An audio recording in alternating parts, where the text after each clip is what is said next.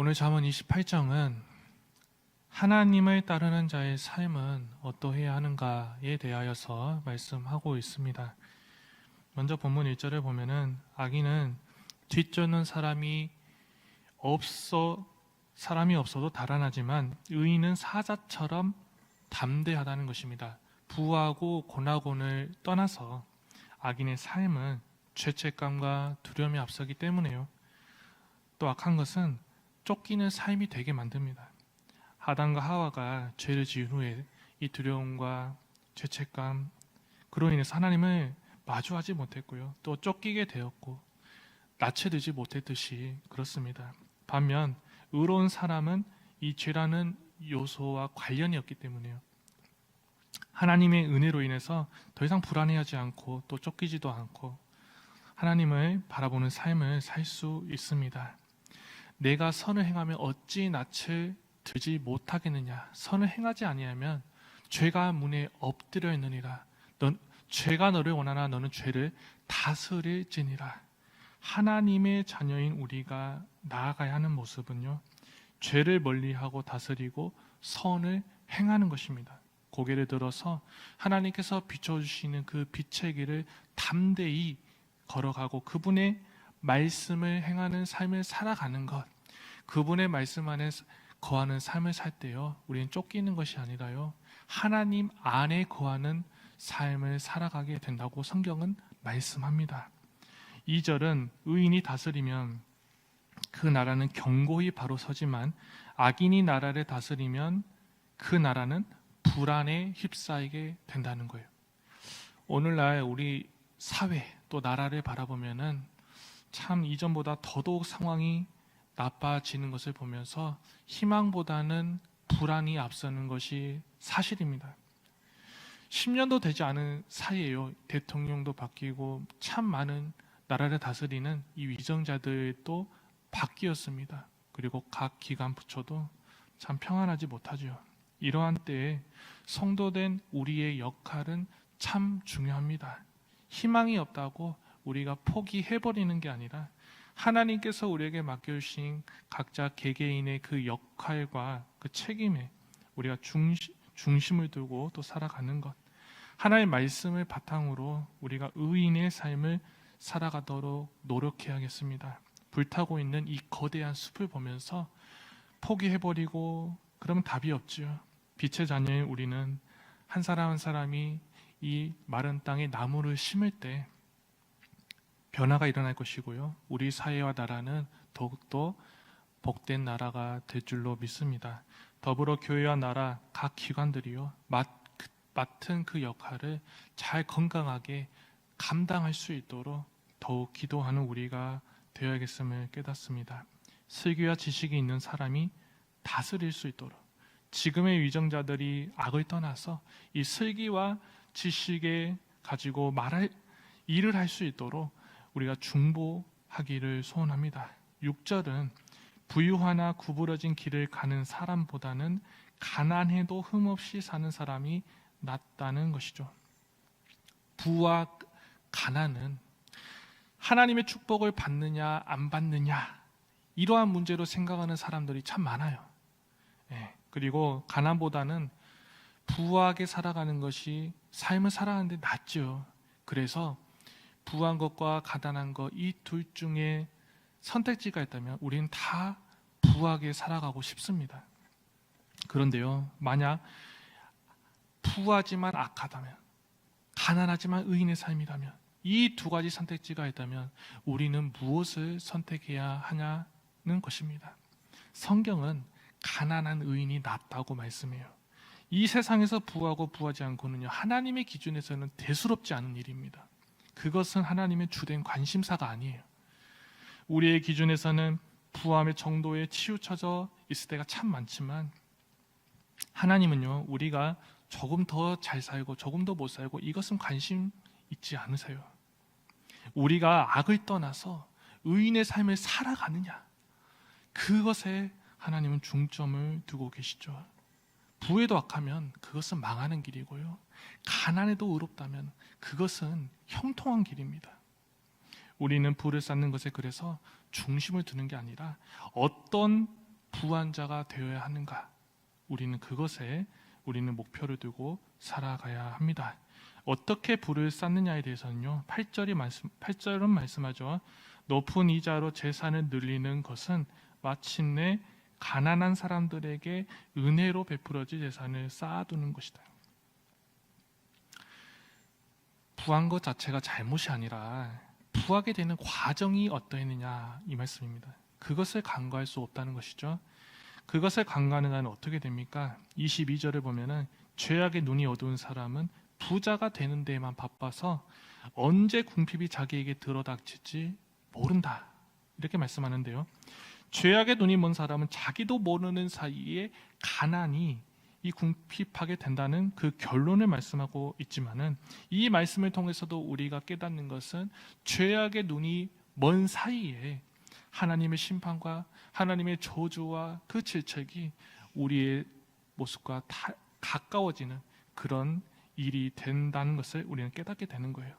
부를 쌓는 과정도 참 중요합니다. 또한 눈이 어두운 사람, 망하는 자는요, 어떤 자인가? 27절은 말씀하죠. 가난한 사람을 도와주는 사람은 모자라는 것이 없지만 그를 못 본 채 하는 사람은 많은 저주를 받는다. 부가 나쁘다는 게 아니라 그것을 어떻게 또 바라보고 또 쓰느냐, 그것이 참으로 중요함을 깨달아요. 하나님께서는 그에 맞게 일하시기 때문에 그렇습니다. 옳지 못하게 부를 쌓고 또 옳지 못하게 그 부를 사용하는 사람이 하나님의 뜻을 생각하면서 가난한 사람을 도와줄 수 있는가? 그럴 확률은 매우 적어요. 설령 가능하다 할지라도요, 악한 것이 있다면 하나님은 그것을 선하게 보시지 않죠.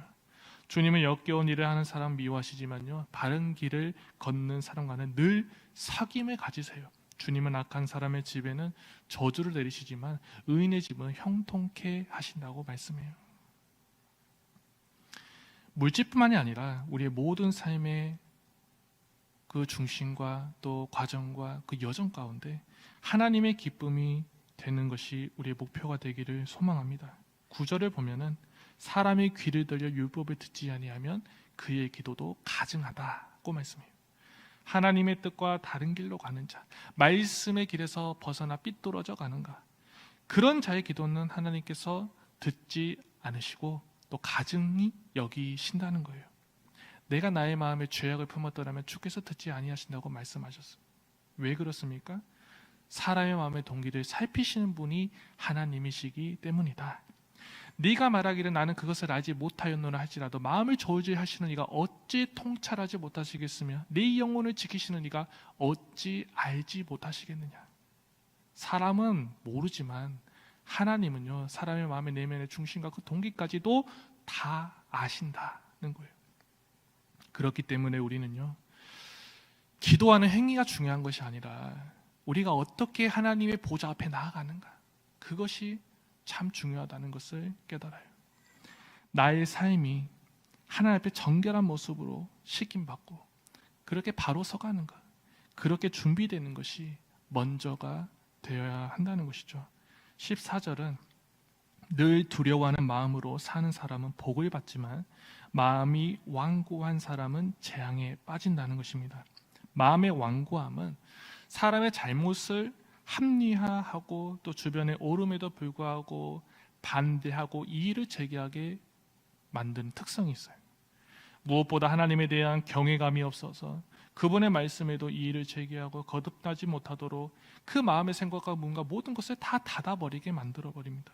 사람은 물론이고 무엇보다 하나님을 경외하지 못하는 길로 차단해버려요. 그렇기 때문에 완고하다는 것은 나를 결코 이롭게 하지 못합니다. 나의 모습이 여전히 완고하면 어둠에서 벗어날 기회에서요, 그 기회를 내 발로 차버리는 거예요. 빛을 거부하게 만들어버리고 여전히 변함없기 때문에 더더욱 어둠의 길로 나아가고 맙니다. 의인의 길은 돋는 햇살 같아서 한낮의 광명에 이르거니와 악인의 길은 어둠 같아서 그가 걸려 넘어지도 그것이 무엇인지 깨닫지 못하느니라. 완고하다는 것, 자신의 모습을 내가 걸어가는 그 길이 잘못됐다는 것을 알아차리지 못하게 만들어버려요. 그것의 결론은 무엇인가요? 의인의 빛은 환하게 빛나고 악인의 등불은 꺼진다고 말씀해요.